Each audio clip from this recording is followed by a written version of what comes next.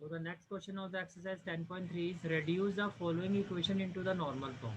Normal form क्या होती है वो हम सबको पता है, that is x cos omega plus y sin omega equal to p, where p is what? Perpendicular distance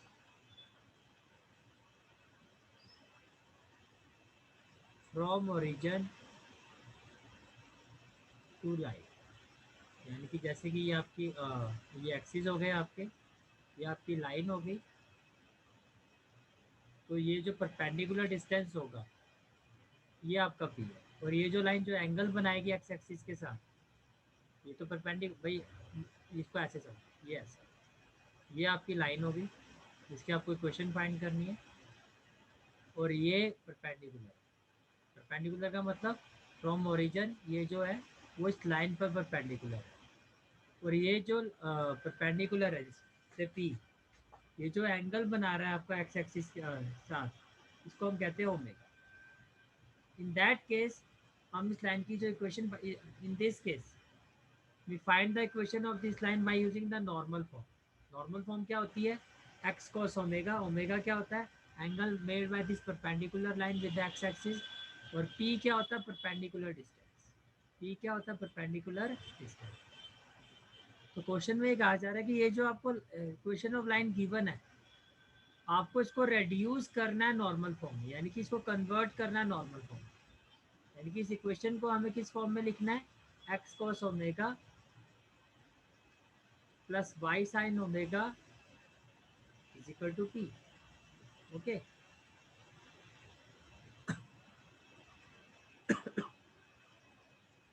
so this is the given equation.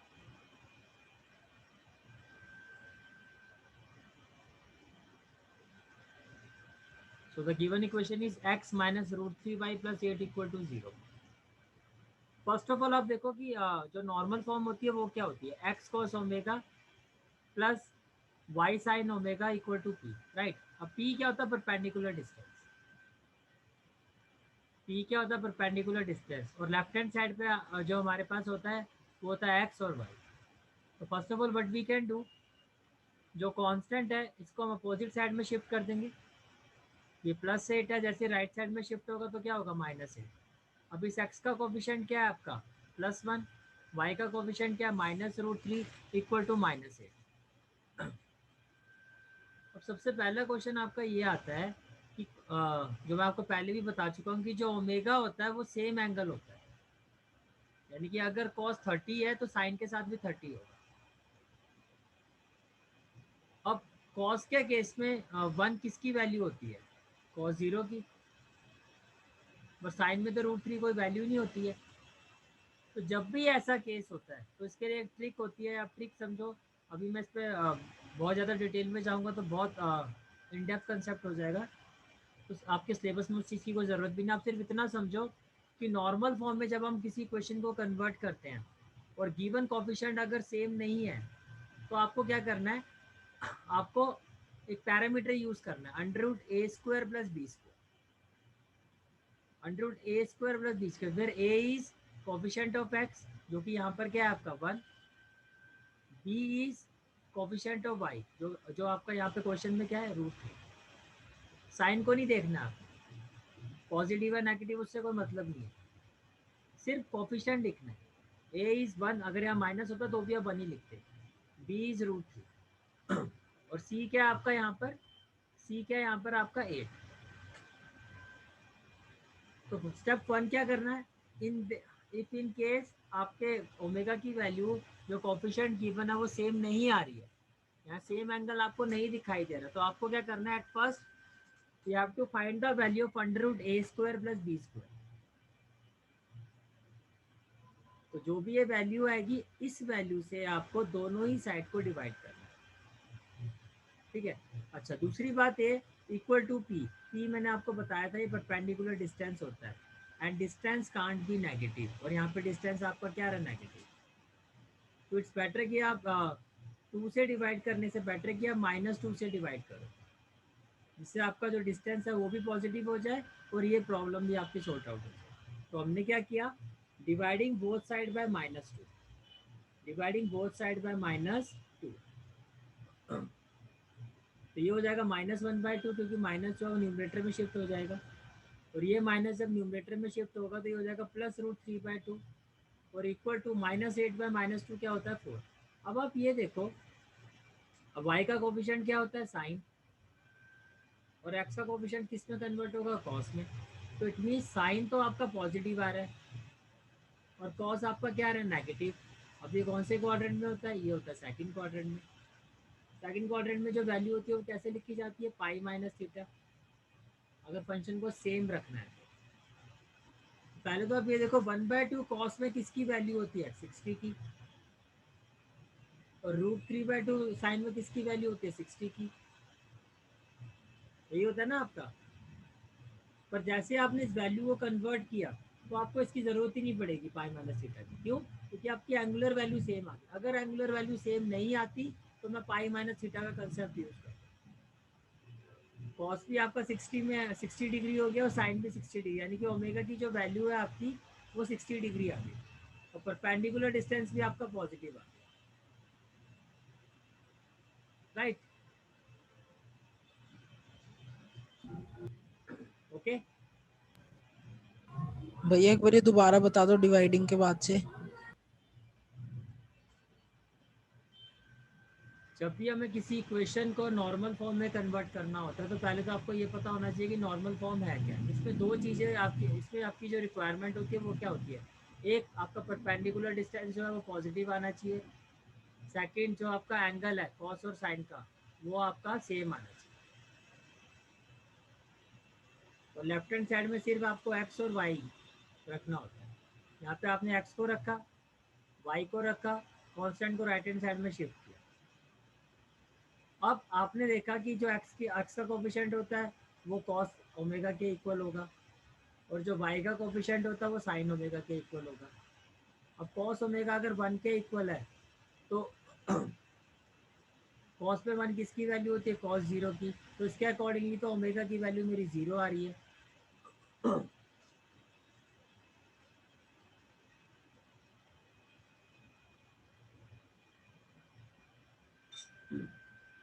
But sign के case में क्या है, जो साइन ओमेगा है आपका, इसकी वैल्यू आपकी -√3 आ रही है, और साइन में √3 कोई वैल्यू होती नहीं है। तो जब ऐसा केस आता है कि आपको ओमेगा की वैल्यू सेम नहीं मिलती है तो आपको क्या करना होता है कि जो एक्स और वाई का कोफिशिएंट होता है दैट इज ए और बी, उसके सम ऑफ, जैसे कि ए और बी कोफिशिएंट है तो उसके उनके स्क्वायर का सम करके उनकी स्क्वायर रूट वैल्यू से, यानी कि sum of the coefficient of x and y, sum of the square of coefficient of x and y along with its square root value. Coefficient of x क्या है a square, coefficient of b का square क्या होगा b square, इनका sum with square root. इस value से आपको पूरी इक्वेशन को डिवाइड करना होता है। तो ए आपका जो क्वेश्चन है आपका वो एक्स का कोफिशिएंट है दैट इज 1, और बी आपके इक्वेशन में जो है वो आपका √3 है।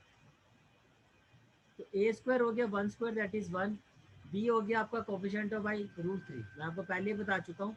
वैसे अगर आप -√3 भी लोगे डजेंट मैटर, अगर आप कंफ्यूज हो रहे हो कि माइनस क्यों नहीं लिया, डजेंट मैटर, आप -√3 ले लो, क्योंकि जब आप -√3 का स्क्वायर करोगे तो +3 ही आएगा।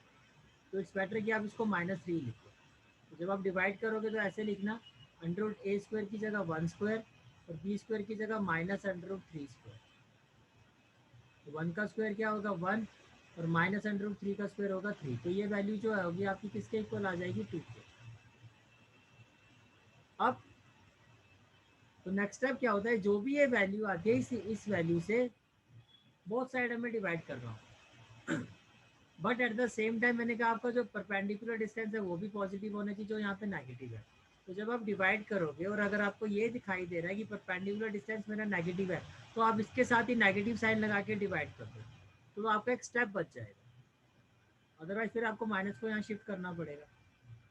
तो 2 मैंने 2 से डिवाइड ना करके मैंने -2 से ही दोनों साइड को डिवाइड कर दिया, तो पूरी इक्वेशन को -2 से डिवाइड कर दिया।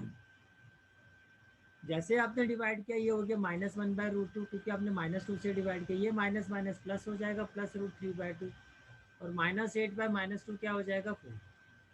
और 1/2 कॉस में किसकी वैल्यू होती है 60 की, √3/2 साइन में किसकी वैल्यू होती है 60 की। तो आपका एंगल भी सेम आ गया और परपेंडिकुलर डिस्टेंस भी पॉजिटिव आ गया। It means this is the required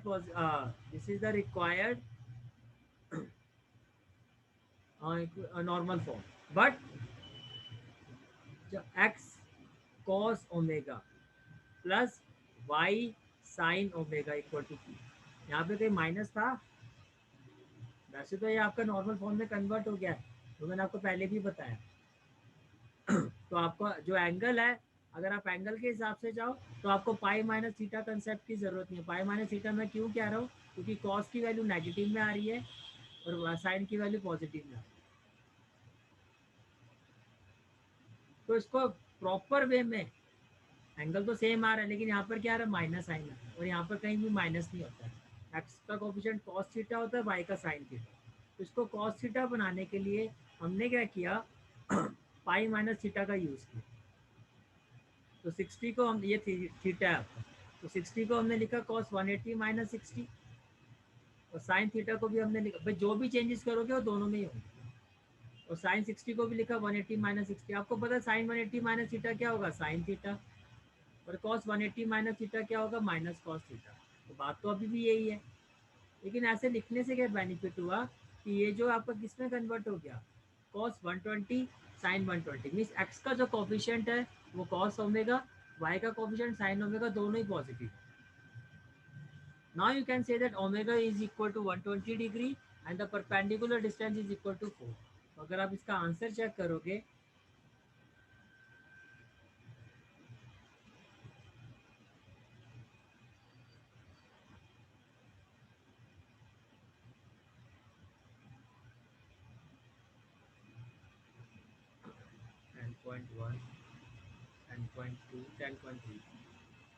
you can see that x cos 120 degree plus y sin 120 degree equal to 4.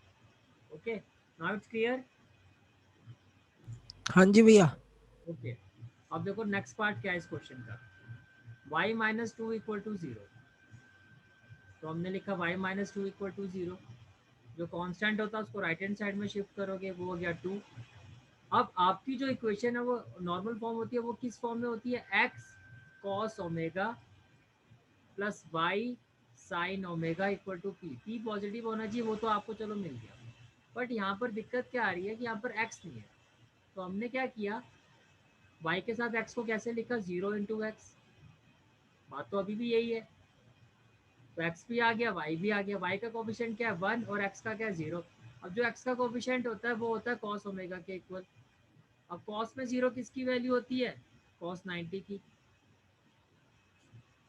y का जो कोफिशिएंट होता है वो होता है साइन ओमेगा के इक्वल, और साइन साइन में 1 किसकी वैल्यू होती है, साइन 90 की। तो अब आप देख सकते हो आपकी ओमेगा की वैल्यू सेम आ रही है। तो 0 की जगह आपने लिखा cos 90 डिग्री इंटू एक्स, और 1 की जगह लिखा sine 90 degree into y equal to 2। तो जो एंगुलर वैल्यू वो आपकी सेम है, दैट इज ओमेगा, और जो कांस्टेंट है that is P. Is it clear?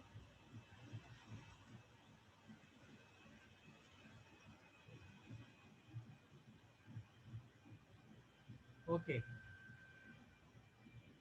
अगर कोई डाउट होगा तो आप आर करके टाइप कर, आर टाइप कर देना, I will repeat the concept. Okay, चलो जी, ये भी हो गया।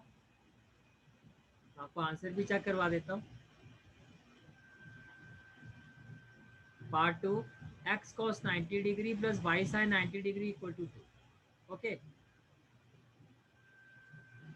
तो ये आपका क्वेश्चन नंबर 3 के फर्स्ट 2 पार्ट्स कंप्लीट हो गए। Third part that is x minus y equal to 4।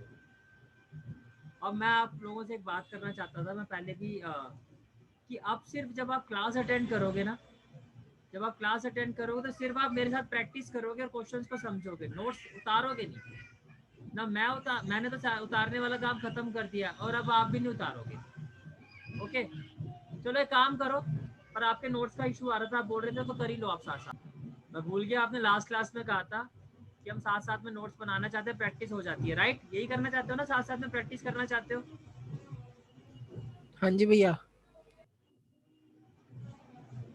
Okay, ठीक है, आप खुद करके देखो इसको, और ये सॉल्यूशन है। So the next one is third part, that is x minus y equal to 4.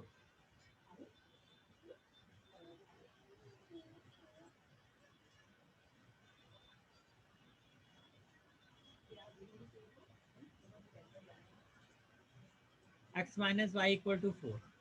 तो एक चीज़ तो देखो आपको यहाँ पर ऑलरेडी मिल गई कि आपका जो परपेंडिकुलर डिस्टेंस है वो पॉजिटिव है. अब x का कोफिशिएंट 1 है, y का कोफिशिएंट 1 है. x के साथ जो होता है वो होता है कॉस, और 1 कॉस में किसकी वैल्यू होती है 0 की, तो ये यहाँ तो आपकी ओमेगा की वैल्यू 0 आएगी. y के साथ जो होता है साइन, और साइन में 1 किसकी वैल्यू होती है 90 की. तो अगर आप देखो यहाँ पर आपका जो एंगल है वो सेम नहीं आ रहा है. अगर नहीं आएगा तो क्या ट्रिक बताई थी, तो क्या स्टेप हमें लेना होता है कि जो इनका कोफिशिएंट है that is a and b, under root a square plus b square से हम दोनों ही इस वैल्यू से पूरी इक्वेशन को डिवाइड करते हैं. a हो गया आपका 1 दैट इज 1 स्क्वायर, और b हो गया आपका -1 स्क्वायर. मैंने कहा 1 लिखो -1 लिखो doesn't matter, 1 square plus 1 square भी 2 आएगा और ये भी आपका 2 आएगा. मीन्स आपको अंडर रूट 2 से पूरी इक्वेशन को डिवाइड करना है. ओके, तो ये हो गया 1/2x, हो गया -1/√2x और -1/√2y इक्वल टू 4/√2. तो 1/√2 कॉस में किसकी वैल्यू होती है 45 की, साइन में किसकी होती है 45 की, और इसको अगर रेशनलाइज करोगे तो कैसे करोगे 4/√2 इंटू √2/√2. तो ये क्या हो जाएगा 4√2/2, कैंसिल होके क्या आ जाएगा 2√2, कैंसिल होके क्या आ जाएगा 2√2. और मैंने आपको क्या कहा था x cos omega plus y sine omega equal to p. Means दोनों ही y के x cos ओमेगा और y साइन ओमेगा, ये दोनों ही वैल्यूज हो, या फिर आप ऐसे समझो कि दोनों ही टर्म्स आपकी पॉजिटिव होनी चाहिए. बट यहाँ पे जो ये सेकंड टर्म है ये नेगेटिव आ रही है. तब आप ये देखो कि ये हम कौन से क्वाड्रेंट में हैं, कि साइन आपका नेगेटिव और कॉस पॉजिटिव है. तो फोर्थ क्वाड्रेंट को आप कैसे लिखते हैं 360 माइनस थीटा. तो आपने लिखा cos 360 minus theta plus sign 360 minus theta. बात तो अभी भी वही है, क्योंकि साइन 360 माइनस थीटा क्या होगा माइनस साइन थीटा, राइट. तो 360 माइनस 45 क्या आ जाए, आप इसको फिर कैसे लिख सकते हो cos 315 degree, x cos 315 degree plus y sine 315 degree equal to 2√2. Angle same है, दोनों ही टर्म्स पॉजिटिव हो गई, और पेंडिकुलर डिस्टेंस भी पॉजिटिव है. This is the final answer. तो ओमेगा की वैल्यू क्या होगी 315 डिग्री, और परपेंडिकुलर डिस्टेंस कितना होगा 2√2. ओके, तो the next question is find the distance of the point from the line. कि किसी भी पॉइंट का लाइन से डिस्टेंस किस तरह से फाइंड किया जाता है. आप ये भी कह सकते हो कि ये आपका नेक्स्ट कंसेप्ट है इस इक्वेशन का. Now see, next concept is distance between point and line. So this is the line and this is the point. अब किसी भी पॉइंट से जो लाइन का डिस्टेंस होता है, वैसे तो बहुत डिस्टेंस हो सकता है, जैसे कि यहाँ पे आपको डॉटेड पॉइंट दिखाई दे रहा है, ये भी डिस्टेंस हो सकता है, ये भी डिस्टेंस हो सकता है, ये भी डिस्टेंस हो सकता है, ये भी डिस्टेंस हो सकता है.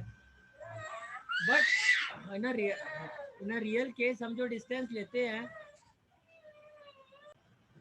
तो पॉइंट से जो किसी लाइन का डिस्टेंस होता है, ऐसे तो देखो बहुत सारे डिस्टेंस है, ये भी हो सकता है, ये भी हो सकता है, ये भी हो सकता है, ये भी हो सकता है. बट एग्जैक्टली जब क्वेश्चन आता है या जब हम बात करते हैं कि किसी पॉइंट का लाइन से डिस्टेंस क्या है, तो एक्चुअल में जो बात होती है वो होती है परपेंडिकुलर डिस्टेंस की. तो जब भी क्वेश्चन आएगा कि आपका किसी पॉइंट का और लाइन का डिस्टेंस क्या है, तो you will say that we have to find the perpendicular distance between the point and the line, जो कि एक शॉर्टेस्ट डिस्टेंस भी होता है, राइट. अब इसकी डेरिवेशंस करवा रहा हूँ कि इसका फॉर्मूला कैसे ड्राइव होता है. से हमने एक लाइन ली, और ये जो लाइन है वो एक्स एक्सिस को पॉइंट ए पर, एक्स एक्सिस को जिस पॉइंट पर इंटरसेप्ट कर रही है उस पॉइंट का ओरिजिन से जो डिस्टेंस है वो ए है, और वाई एक्सिस को जिस पॉइंट पर इंटरसेप्ट कर रही है उस पॉइंट का ओरिजिन से जो डिस्टेंस है वो बी है, राइट. तो अब यहाँ पर मैं अगर मुझे इस लाइन की इक्वेशन फाइंड करनी हो तो can I say that intercept form of line. मैं इस लाइन की इक्वेशन निकाल सकता हूँ, that is x by a plus y by b equal to 1। और स्टैंडर्ड इक्वेशन ऑफ लाइन क्या होती है, a x plus b y plus c equal to 0। तो a x plus b y किसके इक्वल होगा, आपका माइनस सी के, right. अब इक्वल टू में अगर आपको इस इक्वेशन को इंटरसेप्ट फॉर्म में कन्वर्ट करना है तो इक्वल टू में क्या होना चाहिए हमारे पास 1।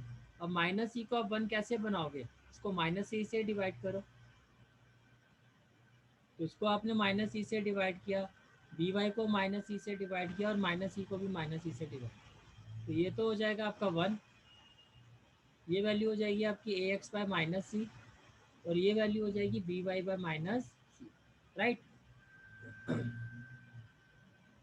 अब इंटरसेप्ट फॉर्म के लिए x बाय ए होता है, x का कोफिशिएंट और y का कोफिशिएंट क्या होना चाहिए भाई, तो ये जो a x by minus c है, I can write it as x by minus c by. भाई मैं इस a को डिनोमिनेटर फॉर्म में लिख सकता हूँ, इसी तरह से मैं इस b को डिनोमिनेटर में लिख सकता हूँ। क्यों, क्योंकि जब मैं इसको न्यूमरेटर में लेके जाऊँगा तो ये जो डिनोमिनेटर है, ये जो फ्रैक्शन है, ये रेसिप्रोकेट हो जाएगा, तो क्या हो जाएगा x into minus a by c. In a similar way y into minus b by c equal to 1। तो ये क्या हो गया, minus a x by c और plus b y minus b y by c equal to 1। तो यही value आ जाएगी ना आपकी, माइनस को अगर आप डिनोमिनेटर में शिफ्ट करोगे तो एक्जैक्टली यही वैल्यू आ जाएगी, राइट। तो कैन आई से दैट ये जो आपका ए इंटरसेप्ट था उसकी स्टैंडर्ड इक्वेशन ऑफ लाइन से वैल्यू कितनी आ रही है, माइनस सी बाई ए। और ये जो आपका बी इंटरसेप्ट था उसकी स्टैंडर्ड इक्वेशन ऑफ लाइन से ये जो इंटरसेप्ट है वो कितना आ रहा है, माइनस सी बाई बी। तो ये जो पॉइंट है से पॉइंट एस, इसके कोऑर्डिनेट्स क्या होंगे, minus c by a comma 0। और ये जो पॉइंट आर है इसके कोऑर्डिनेट्स क्या होंगे, 0, क्योंकि वाई एक्सिस पर है, 0 comma minus c by b. Actual में क्या होता है ए कॉमा 0। तो ए की वैल्यू क्या आई है, जो एक्स के नीचे होगा वो ए है, और बी आपका क्या है यहाँ पर माइनस सी बाई बी। तो a is equal to minus c by a and b is equal to minus c by, right. Now इस पॉइंट से हमने r को और s पॉइंट को टच कर दिया, तो ये क्या हो गया, ट्राइंगल। अब इस ट्राइंगल का एरिया क्या होगा, half into base into height, यही होगा, right. And we also know that if we have the coordinates of 3 vertex of triangle, then जो आपने 10th क्लास में कोऑर्डिनेट ज्योमेट्री का चैप्टर स्टडी किया था, आप इन वर्टिसेस को भी यूज करके इस ट्राइंगल का एरिया फाइंड कर सकते हो।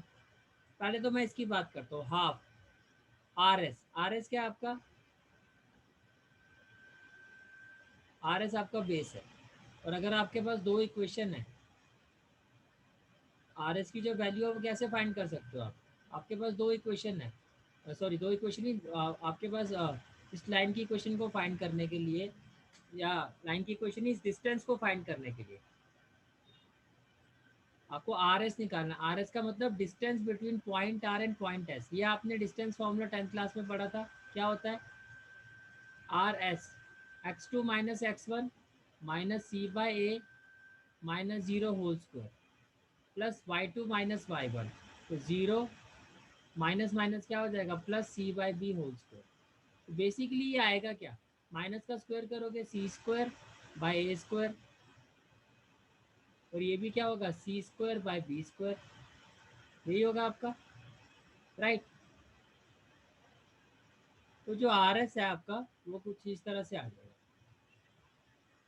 पी क्यू परपेंडिकुलर डिस्टेंस जो आपको फाइंड करना है। And we also know that area of this triangle by using these coordinates will also be equal to half into x one y two minus y three, y two minus y three, that is minus c by b minus 0 plus x two तो 0 है, बात ही खत्म हो गई, plus x three minus c by a y one minus y two. तो minus minus क्या हो जाएगा, plus, and it is equal to half, and this value half से हाफ कैंसिल हो जाएगा, ये मॉड्यूलस वैल्यू होगी आपकी, एंड इक्वल टू दिस। इसको सॉल्व करोगे c square b square plus a square c square by a square b square into p q. From this side minus ही आप कॉमन ले सकते हो. व्हाट वी विल हैव, भाई minus ही आपने कॉमन ले लिया और यहाँ से एलसीएम कितना आ जाएगा ए बी. तो ये हो जाएगा आपका ए एक्स वन. पहले तो देखो आप यहाँ से माइनस ई को रिमूव करो. तो माइनस ई को जब आप रिमूव करोगे you will have x one by b plus y one by a plus c square by a b और ये मोड आ गया. अब यहाँ से आप एलसीएम लोगे ए बी. तो जैसे आप ए बी एलसीएम लोगे तो b and b will be cancel out a into x one.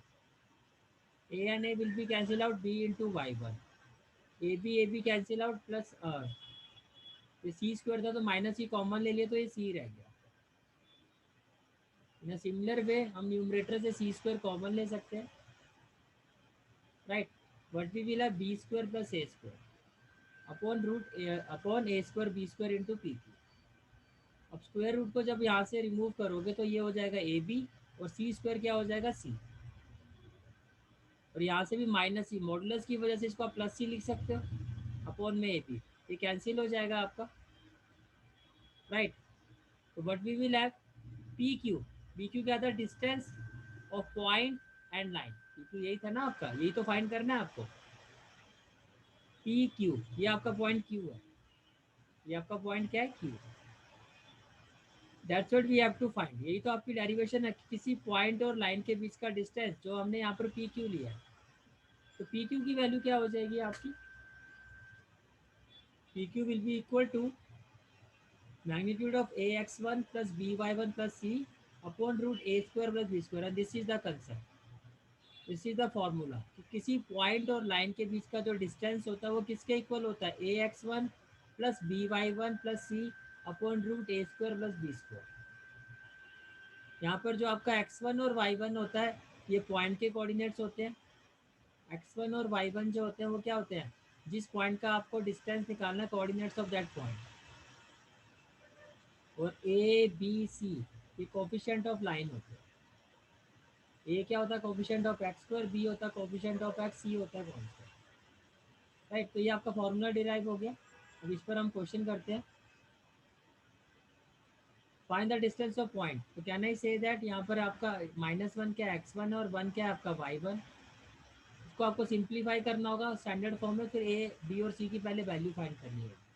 तो कैसे करेंगे क्वेश्चन नंबर 4 को. ये आपका पॉइंट है और ये आपकी इक्वेशन ऑफ लाइन गिवन है. इसको मैं कैसे ले सकता हूँ, ये कैसे आया, 12 into x 12x plus 72 equal to 5 minus 10. तो 12x plus 72 equal to 5 minus 10. What we will have 12x minus 5 minus 10 यहाँ के प्लस हो जाएगा प्लस 82 इक्वल टू 0. अब x का कोफिशिएंट क्या है आपका a, y का क्या है b और c आपका कांस्टेंट. राइट. तो पॉइंट जो कोऑर्डिनेट्स है, जो पॉइंट के कोऑर्डिनेट्स है ये क्या होते हैं x1 y1. सारी वैल्यूज आ गई. अब सीधा फॉर्मूला अप्लाई कर दो. Magnitude of A x one